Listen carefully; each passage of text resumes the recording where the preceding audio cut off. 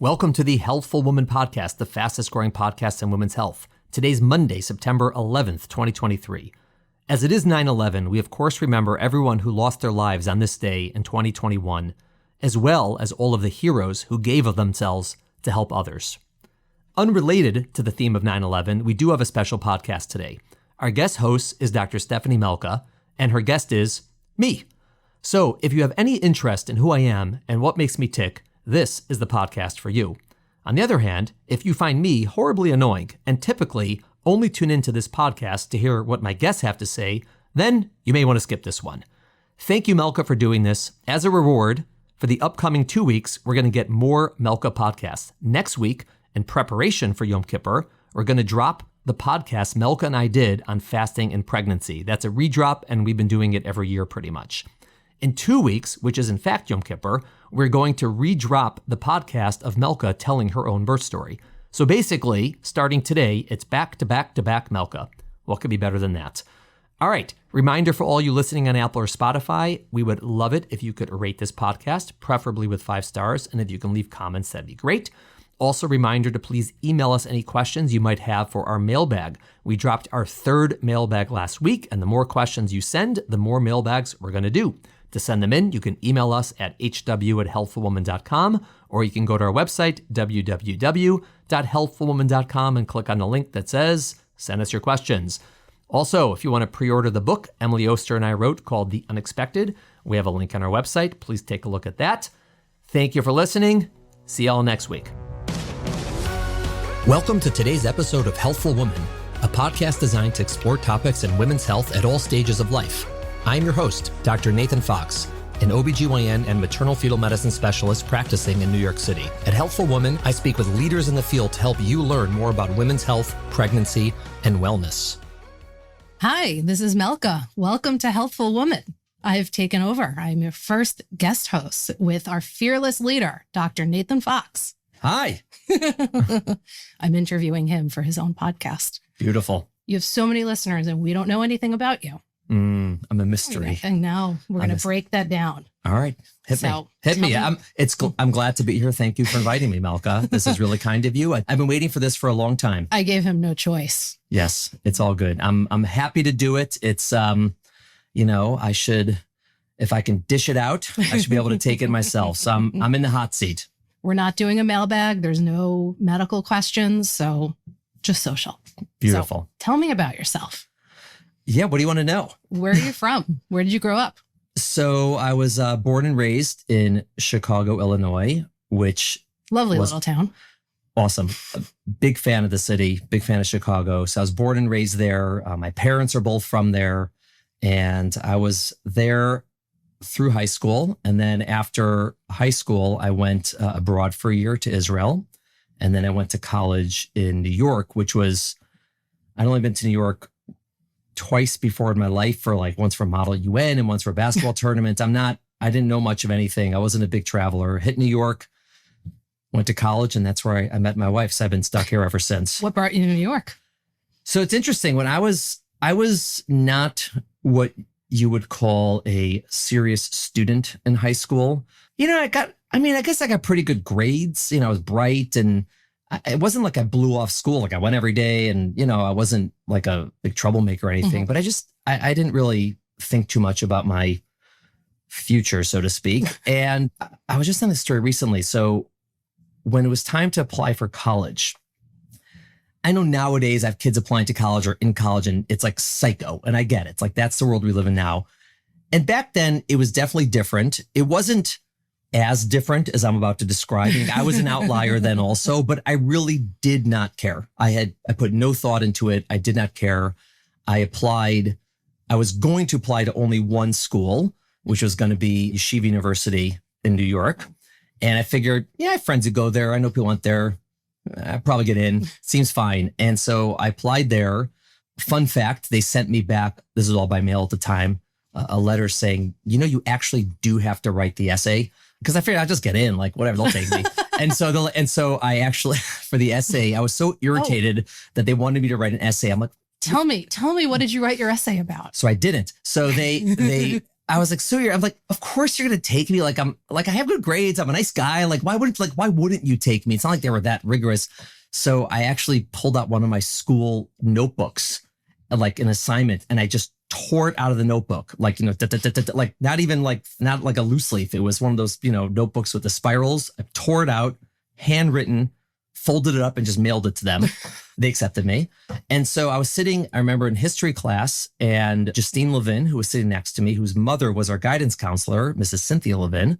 Justine said to me, where are you applying to college? I said, I'm applying to YU. She goes, you can apply anywhere else? I'm like, no. She's like, well, why don't you apply to Columbia? So I said, oh, where's Columbia? I'd never heard of it. I'm 100% honest here. I'd never heard of Columbia University. She's like, Nate, it's an Ivy League school. It's in New York City. I'm like, oh, who knew? So I went there. So I went to her mother's office, and at the time, this is again pre-internet. At the time, she just had stacks of brochures from the colleges that, local colleges and, Ivy League schools and places around the country that, kids from our high school had gone to. And I pulled one from Penn, one from Brandeis, and one from Columbia. I knew about Penn and Brandeis because my older brother had applied to them. And I pulled all three, and I only applied to Columbia because they were, of the three, they only required one essay. Penn required 3, Brandeis required 5. I said, there's no way I'm applying to these schools. So I applied to Columbia. I wrote my essay famously about the bathrooms at Wrigley Field, about the toilets there. And I think it was actually a tremendous college essay. It's probably what got me in. And ultimately, I got in off the wait list, and I said, all right, I'm going to Columbia. So that's how I chose New York. It was, again, not much deep thought process there. Did you know then you were heading into medicine? I did not know then. I had an inkling that I might. So in my house growing up, my father's a doctor. His father was a doctor. And it seemed like cool. Like, okay, my strength was more math and science. I was predominantly illiterate before college. I didn't read much. I was a horrible writer, but I was good at math, and I got it. Like, math and science was my thing. So I said, okay, that's good. And again, I didn't put too much thought into it. When I started college, I started pre-med, but then I definitely thought maybe I wouldn't do it. And then I quickly came back to it. I didn't greatly consider any other careers. At one point, I thought maybe architecture. Yeah, but I have a horrible sense of design. I mean, horrible. I mean, I can understand the geometry of architecture. Like, I guess I'd be more like a structural engineer than art, because I have no style. I have no panache, like nothing. I'd be horrible. I would just, I could build like factories, I suppose. But ultimately, I didn't even think about that too much. So it was pretty much medicine from day one, I guess. Yeah. And you said you met your now wife in college. Yeah. So we met freshman year. She was at Barnard. I was at Columbia. It's interesting because we had each met all of the other's friends beforehand. Like in our year in Israel, when you come out of a Jewish high school, a lot of the kids nowadays, it's like 90% will go to Israel for the year. It's just like a thing to do. Everyone does it. There's programs for it. I mean, there's boys programs, there's girls programs, there's like university programs, there's travel programs, like pretty much everyone does it. And so you meet like kids from around the country, around the world even, who are your age and doing the same thing. So I knew all of her friends, and she knew all of my friends, but we had never met. Just coincidentally, we never met.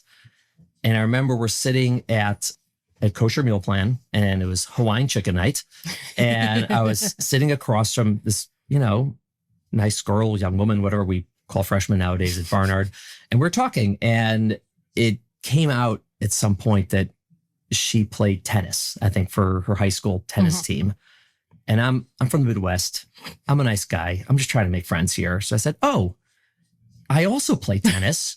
Maybe we should play sometime, right? That's like, not a pickup line. Like, that's a very Midwestern thing to do. Just, hey, we'll play tennis sometime.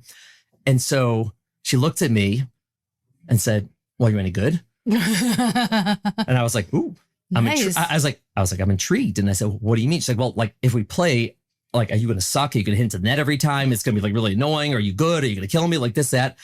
And I was like, wow, I've never met anyone like this before. I think I'm in love. Yeah. And so I asked her out. Shortly thereafter, we went to Disney on Ice for our first date. We sat in the second to last row because, just like $15 tickets or whatever it is. I remember I had to for our first date, we had a mutual friend who said to me, Nady, what are you going to wear on this date? I said, what do you mean? I was like, I'll wear my clothes. She's like, dude, you can't wear high tops, acid wash jeans and a t-shirt on a date with her. I was like, well, I don't have any other clothing. So I had to borrow a button-down shirt, a proper shirt from Robbie Finkelstein. He had one. And I still wore the acid wash jeans because that's my pants. And I had to buy a pair of shoes. I had no shoes. I just had sneakers, like high tops. And so I went to Harry's Shoes on the West Side. I bought my first pair of proper brown shoes. Wore them the date. We were in the real cheap seats. She said, oh, look, there's our high school custodian is like the section in front of us. And yeah, and I was in love immediately. Did you ever, I don't know how she felt, but I was in love immediately. Yeah. Did you ever play tennis? Yes. And did you suck? No, I crushed her. Crushed her. She's a great tennis player. You know, I'm a foot taller than her. So, you know, I've reached and, you know, I guess I at the time served harder than her, you know, whatever. She's a really, really good tennis player, but I did beat her and I still hold it over her for sure. So yeah, but we didn't play till I think it was like that winter. She came to Chicago to visit me during winter break and we went to like the local tennis club or something. She probably wouldn't have married you if you crushed her at the start. Or she couldn't, maybe she would have respected me more. I'm not sure. I mean, that when we first met, she's seeing a guy again in high tops, jeans and a t-shirt from the Midwest who's a little strange and probably uncomfortably friendly to her. And I impressed her because I was also kind of gross. I mean, still kind of gross, but I did the thing where you take a chicken leg and you put the whole thing in your mouth and then you just pull out the bone. Like they do with the wing bowl. Yeah. So the wing eating competition. Yes. Yeah. Gotcha. So that was one of my moves. And I'm sure she thought it was horrific, but she's like, oh, he's a little different than all the, you know, normal guys. All the rough New Yorkers around here. Yeah. So they weren't doing that. Yeah. So we started dating the very beginning of college. I knew very soon that like, I'm marrying this woman. I think she came around to it eventually. And we got married in college. We were juniors. I was 21 years old. She had just turned 22. She's a few months older than me. And everyone in New York at the time remembers the weekend of your wedding. Yes. It was anyone who was alive in January of 1996, there was a 4-foot snowfall on that day, the blizzard of 96. And that was during our wedding. So it was awesome. I mean, it's memorable. I mean, literally just last summer. So in 2022, I was at a wedding and the guy at the band, the keyboardist, was the guy who played at our wedding. And I went up to him. I said, hey, just say hello. I'm Nady Fox. He goes, oh my God, blizzard of 96. So he said, that was unbelievable because the wedding was a Sunday and pretty much everyone was stuck at the venue till Tuesday or Wednesday. They closed the turnpike. Like literally they closed it. You couldn't get anywhere. None of the flights went out. And it was just like a 3-day, it was awesome. They emptied the bar of all the alcohol. The caterer had they kept serving food from the wedding. Just like, you know, they kept serving whatever they could. It was really awesome. It was a lot of fun. It was, you know, for some people stressful, but us, we had a great time. All our friends were there for 3 days. It was really pretty cool. Yeah. So that was awesome. Our wedding. Yeah. Blizzard of 96. Nice. Good times. So you finish college and you go right to med school? Yeah. At Sinai. So I graduated college in a semester early. Of course. I guess it was probably the dumbest thing I ever did in my life. I was like, yeah, I'll graduate early. It'd be great. And then I'm like, well, what the hell am I going to do now? So I worked at a bank, Bear Stearns, from January to August as a temp, like as a secretary. I wasn't a banker. I was like literally like I was doing someone's like travel plans and like, you know, typing things. I couldn't type. I don't know. My mom worked for AT&T and had Bear Stearns as a client. Interesting. You very well might have overlapped. I remember. Yeah. There was Hans Bald was the name of the guy in charge of our group. I'll never forget that name, Hans Bald.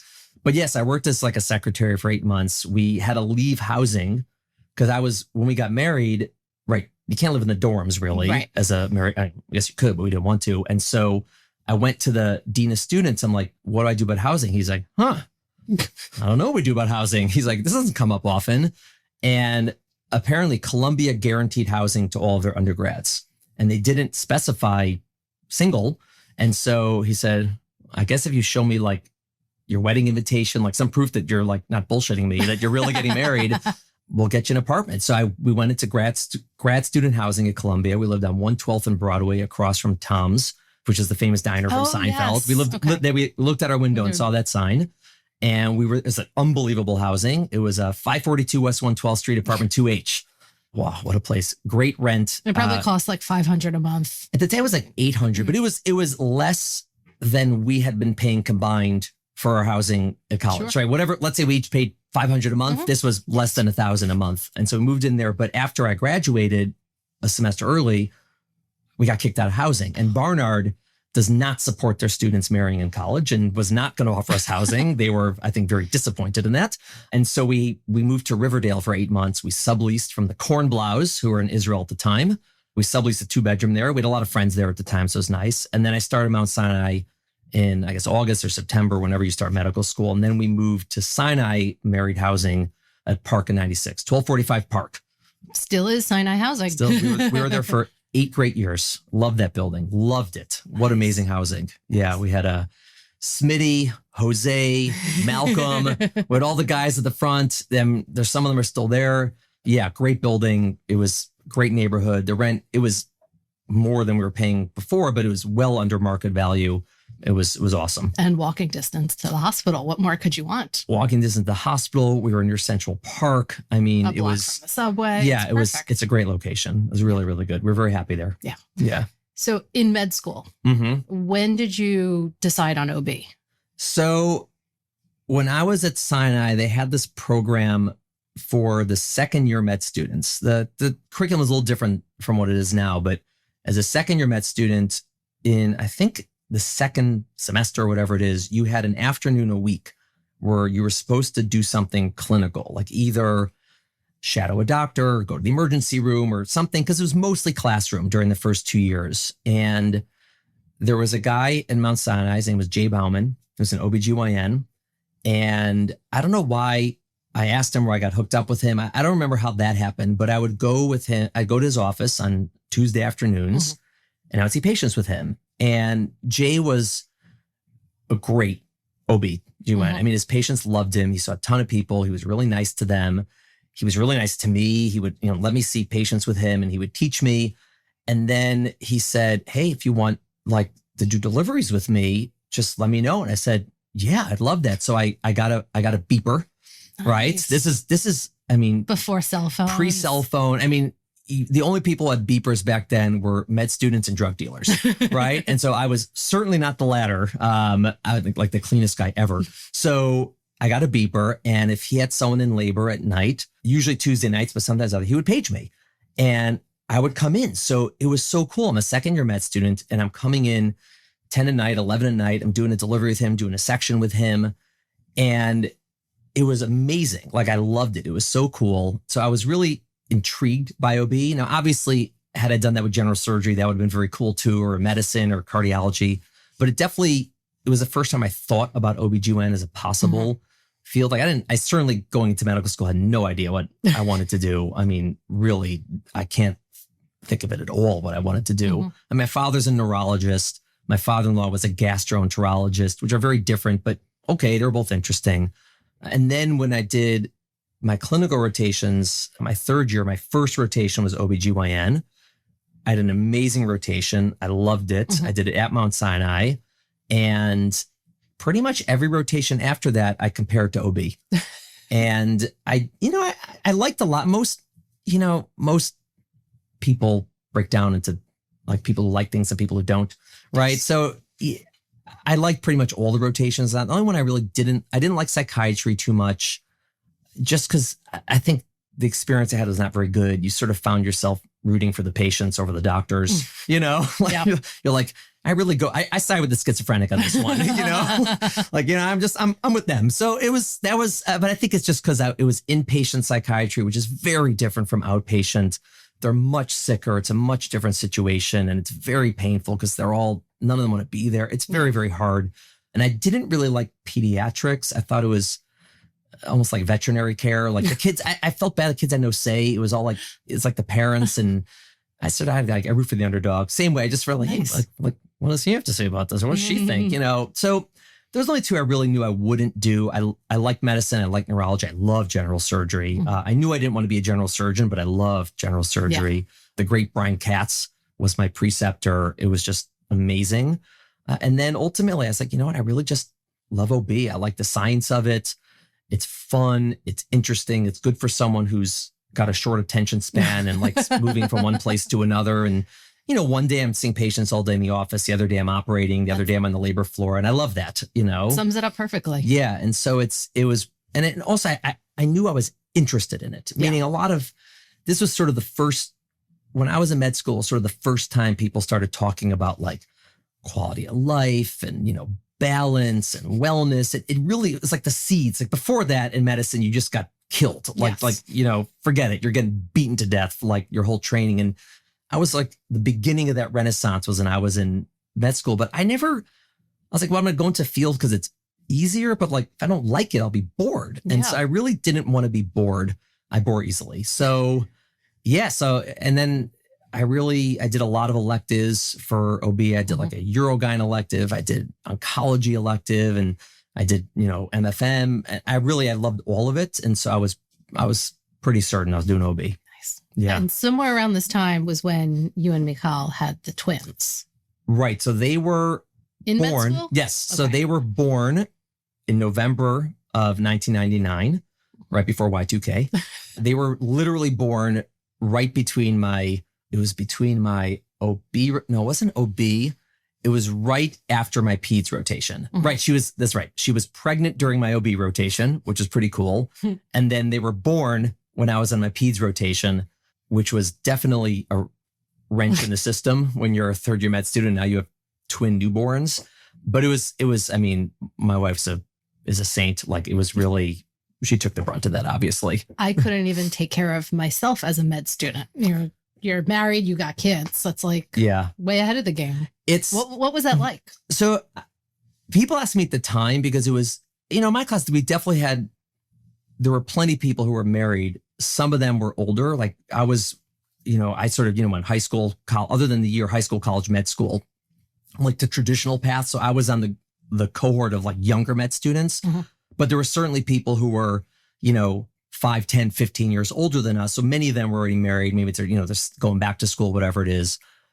I always felt it was better in a sense for me because I didn't have to worry about my social life, right? So when you're a med student, it's hard to have a social life when you're a med student or a resident because you work really hard and you're in school and you're studying, and then you have to like, all right, I got to go out. Do I go to a party? Do I go to a bar? Do I go on dates? what do I do on weekends? And it can be very stressful because either you're trying to do things and you don't have time to study, or you're not doing them and you feel like you're only studying, like such a loser, like you're, you know, it's like miserable.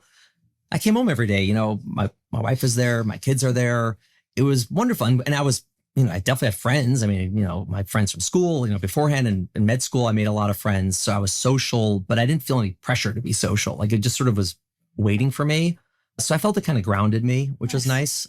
And also made my hours much more regular. Like I would go in the morning, go to class, study, and then come home like early evening. And then I was pretty much done. Like it was like a job because, you know, you're in class for like 3 hours. And so I would just sit and study at school for 4 to 5 hours. And then when I got home, I didn't feel like I had to study at night so much. Like a lot of my classmates would in the afternoon, like go work out, go do stuff, go to the movies, take a nap, and then they would study at night. And I was much more regimented, I think, because of my family. That's amazing. Yeah, it worked out nicely. They were really cute kids also. They were good. They were fun. We had a lot of fun then. It was also crazy because Michal she was in school doing, at the time she was doing her PsyD. You know, she was in school full time. And when the kids were born, we had to have like someone come to our house and watch the kids during the day. And whichever one of us got home first would relieve them and feed them. So I really I couldn't come home until I was like ready to be dad. Yeah. But it worked out well. So evenings we're dealing with them. My daughter was a psycho for the first 6 months. She didn't sleep. She just cried the whole time.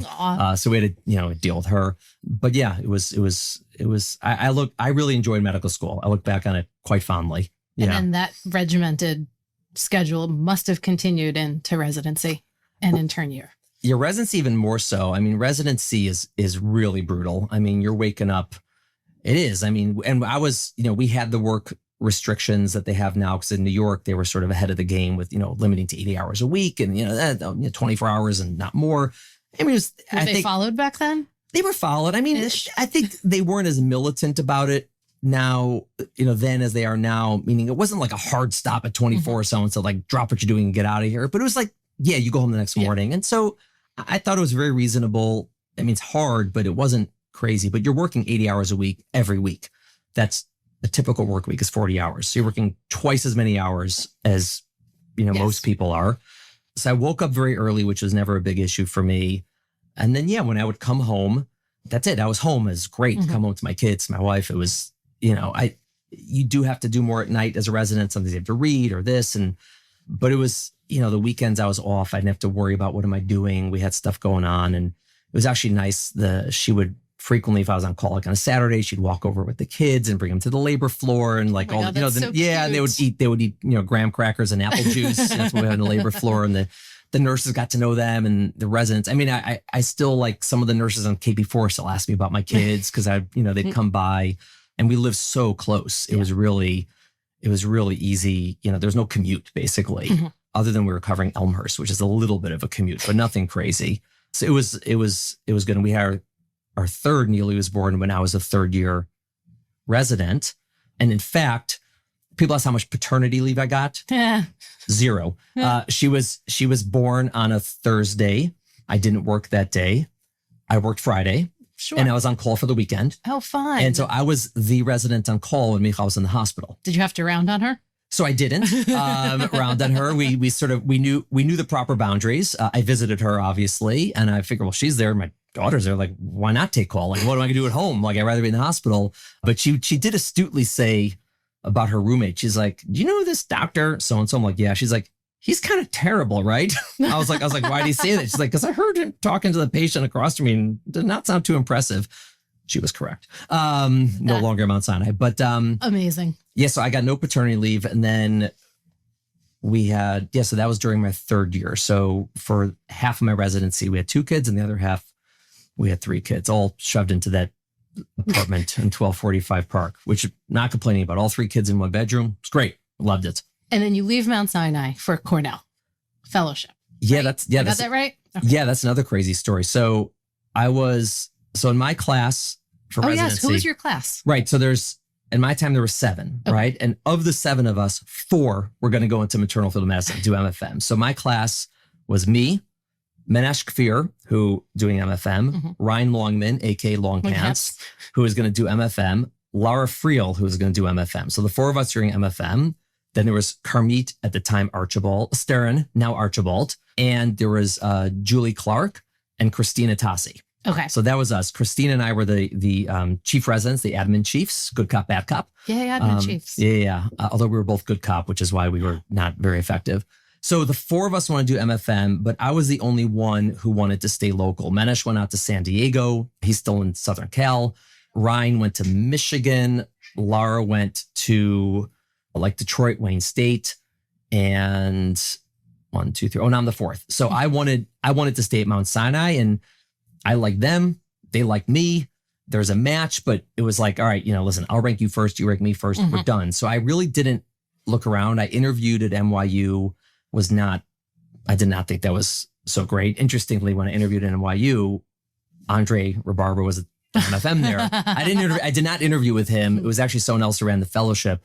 I interviewed at Cornell and I interviewed at Columbia. That's it. Those 3 in Sinai. But I knew I was staying at Sinai, so no big deal. And 2 weeks before the list is due, like you have to hand in it's called a rank list. I got called into to Joanne's office. She was the head of MFM.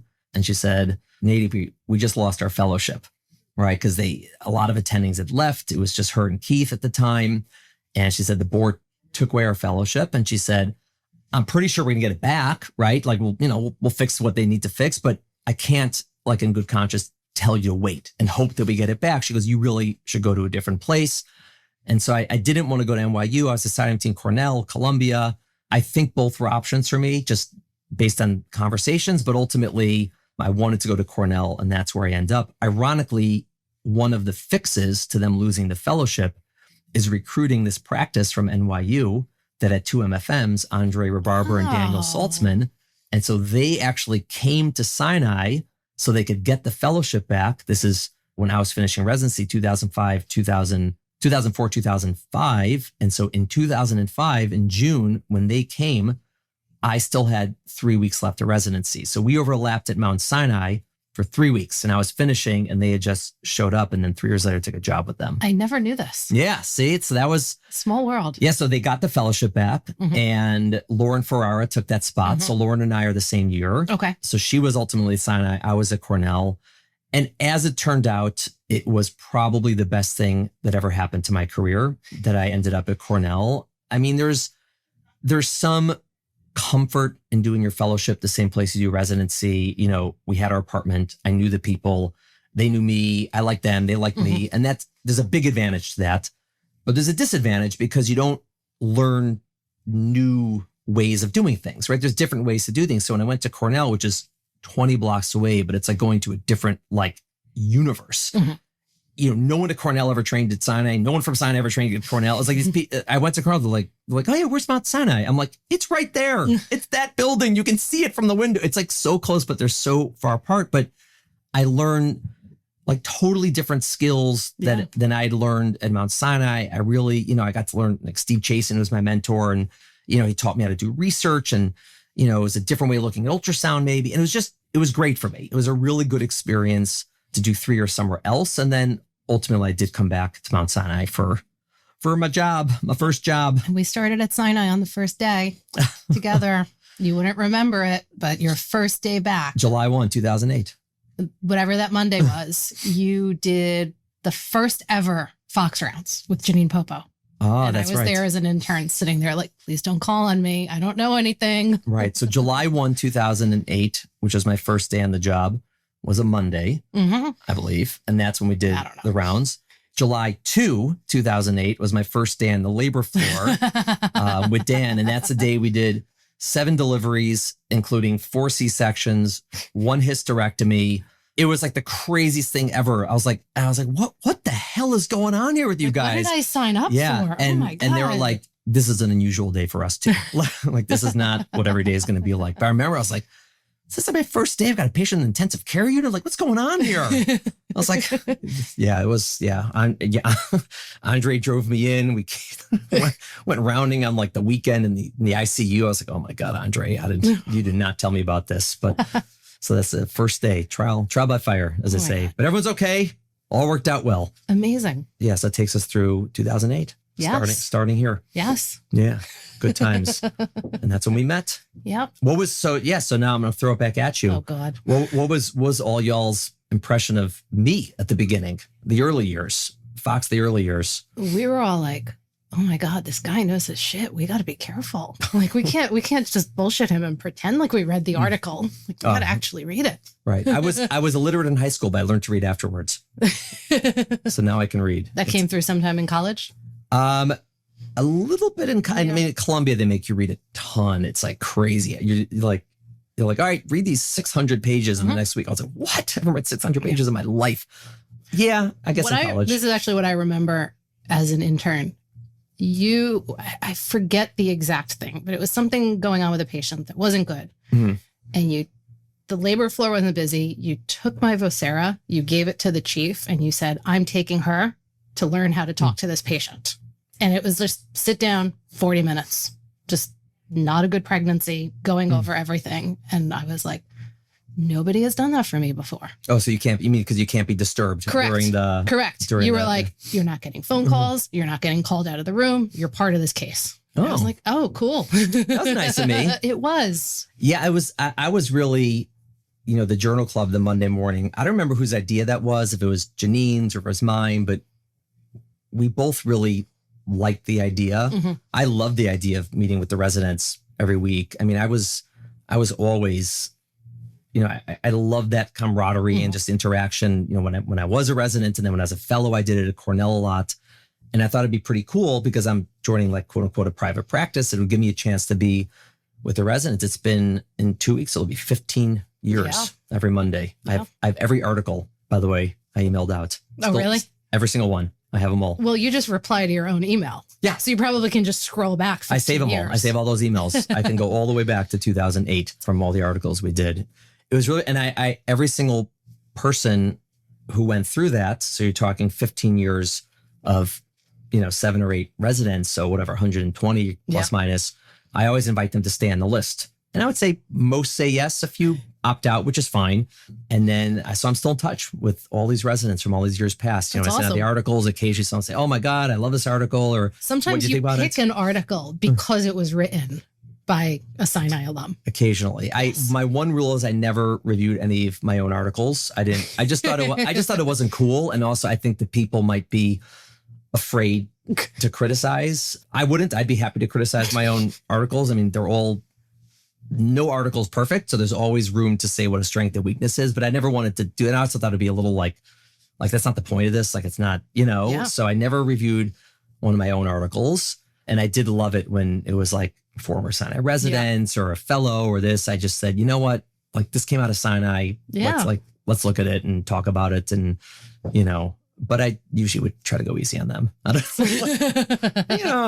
everyone knows this person or this. You don't want to like give them a hard time. But even when I would quote unquote criticize the articles, I would say like the authors of this article know this. Like these are smart people. They know this is a weakness. Like you're usually just limited by what you have. It's not that their like brain power isn't high. It's just that you can only report what data you have, and sometimes it's just limited. So yeah.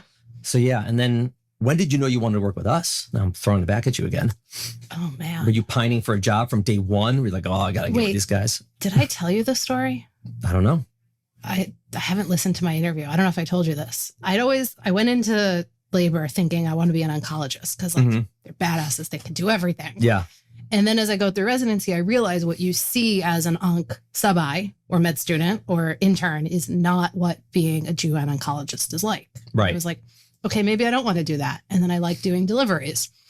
And I was like, okay, I think I'm just going to be a generalist, not just a generalist. Yeah. I'm going to be a generalist. Yeah. And then somewhere in third year, you were like, Melka, what are you doing next year? And I was like, that sounds like something I would say. Yeah. I was like, I don't know yet. And you were like, are you thinking you want to stay? And I was like, why are you asking? And you're like, I don't know. We're just, keeping our options open.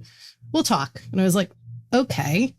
And then start of fourth year, I come back from a vacation and I'm at the hospital checking my email because I think this is even before we had email on our phone. We had little flip phones. And there's an email from you that says, please let me know when we can talk. And I was like, oh crap, what did I do? Yeah. And then I guess you got my auto reply and you replied to that. No rush. Let me know when you're back. And I email you right away. I'm so sorry. I was away. I'm here. Call me, whatever. And there's nothing going on in the labor floor. So I go up to the peds rooftop to go sit out and hang out as you do as a fourth year.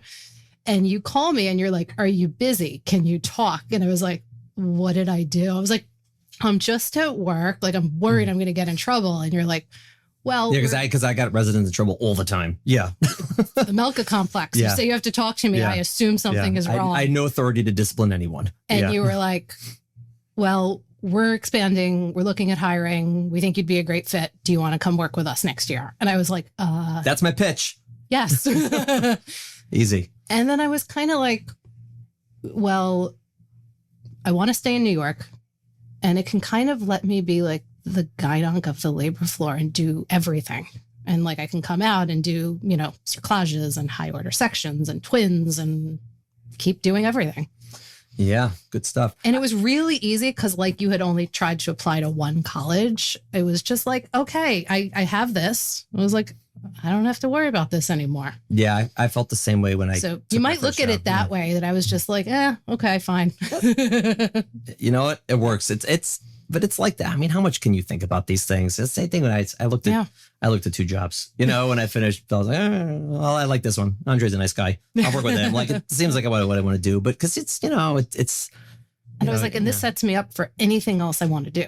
Yeah. Because I'll have the really good obstetric skill set. Right. And career in radio and entertainment. Yes. So that's good. I didn't mention, I don't want her to feel left out, that when I was a fellow, I did have another child. Okay. sweet Mia, which is actually the first time that when my wife was having her ultrasounds, I knew what the hell was on the screen. So she was the only one where we knew it was a girl because, I could just see, what was going on. And when she was born, I was a fellow at Cornell, but I'd come back to Sinai to deliver because that's where my wife's OBs were, which was really nice because, again, I still knew the residents and the nurses. And I remember Andre was had one of his patients labor and he came in and he was like, that guy talks so much. I was like, yeah, he does. That was before it was known that I was going to be working with him. This is just a year into my fellowship. But the crazy thing, when I was a fellow, all right, I had 3 little kids and then 4 little kids, but you don't make that much money as a fellow. I mean, you make maybe enough to cover one person's living expenses, maybe.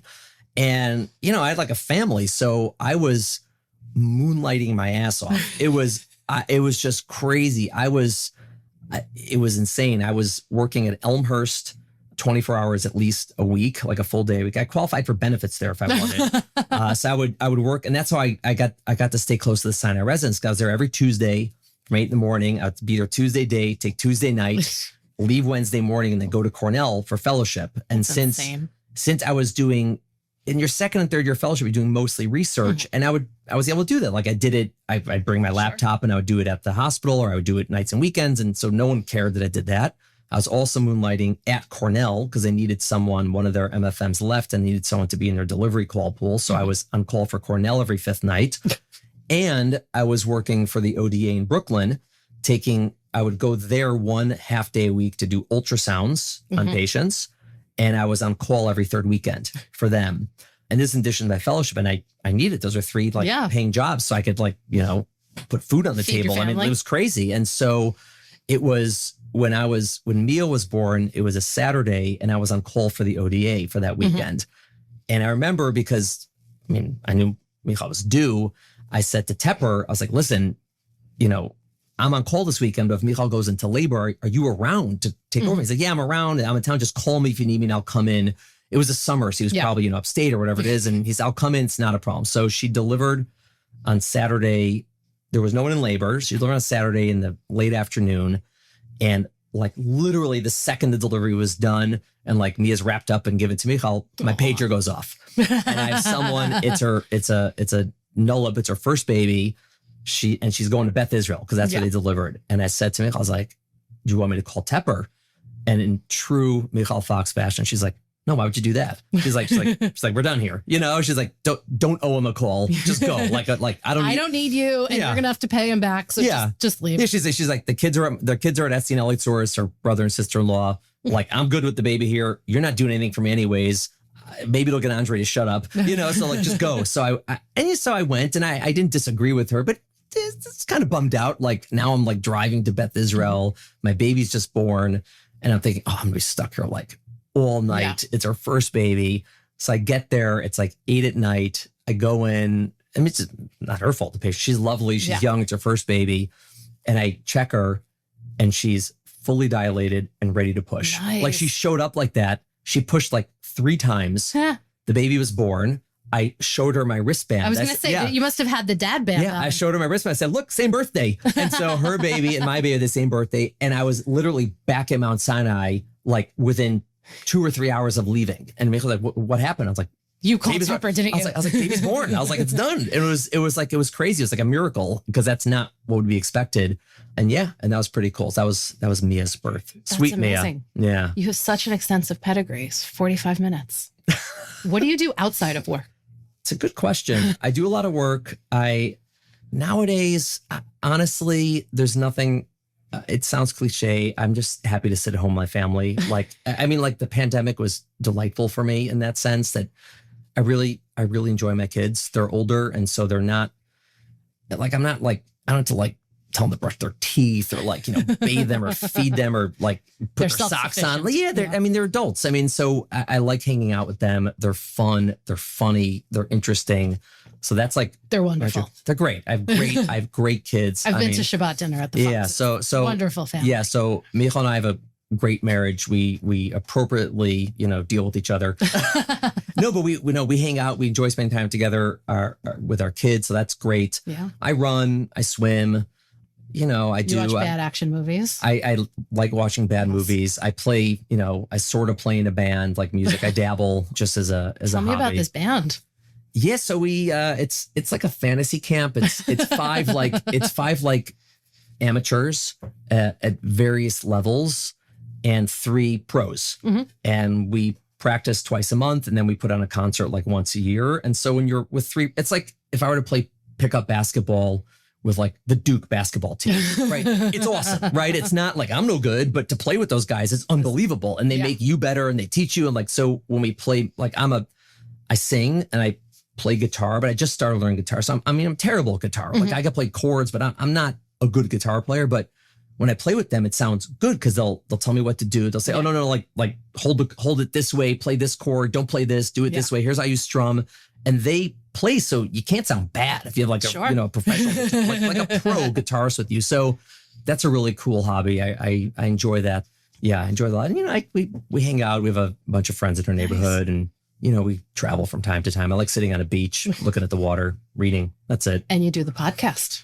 And I do the podcast. The podcast is a new love of mine. It's taken off. What prompted you to start this? I started the podcast because I would say mostly I was doing a ton of time on research, which I loved and I still love. But I really wanted to pivot. I've been doing it for 10 plus years, 15 years, and sort of like do something that was more for my audience, right? Who's my audience? My patients, right? And so my patients aren't reading my articles, and like, why would they? Like, it's ridiculous. And so there's not even doctors reading them. Like, no one reads them. And you do it because it's interesting and it's intellectual. But I just felt it was something that there was a void in this, what the kids call space, where there's something for pregnancy and women's health that's number 1, not boring, and number 2, accurate. And I couldn't find anything really like that. I found some that were like interesting, but very shallow, and some that were accurate, but horrifically boring. I mean, I was like, oh my God. And I just started to listen to podcasts myself at the time. So I had a sense of like, which ones are good, which ones aren't, how long should they be, what the format. And I said, like, what the hell, let's do it. It was a small investment in money. I used to buy the equipment. It was mostly time, and we started toying around with it. And then the pandemic hit, so we had a lot of stuff to talk about, and then really start taking off. I mean, listen, anyone, if you're still listening 45 minutes after the stupid interview, there's a void out there. It's hard to get good information. These are topics that people are curious about. You Google about it, you have no idea what to read and what not to read. And we try to contextualize it, keep it light. People, I have so many patients who say, oh my God, you're the guy from the podcast. I'm like, yeah, I am. And it's like, and I say like, that's great that you led with that. Let's talk about that. But it's great. And when I hear people tell me that they learn something from the podcast, or they appreciate the podcast, or it helped them. Again, it could be our patients. It could be someone random from another state or country. I think it's awesome. Like it gives me certainly a lot of satisfaction, but it just makes me happy. Like that's why we do it. It's cool. Is there anything about this that surprised you, or that you didn't expect, or something you thought that would happen that didn't? From the podcast? Yes. I am surprised how many people listen. I was, we had like, when we started getting, like, I was like, oh my God, we got 100 listens. I was like, oh my God, it's so cool. And we have like thousands and thousands who listen every week, which is, again, it's just, I never thought it would be that sort of busy. I never expected to be like, Bill Simmons have like millions. Like, it's just not, there's no audience for that. It's not meant to be like for everybody. But that was one thing.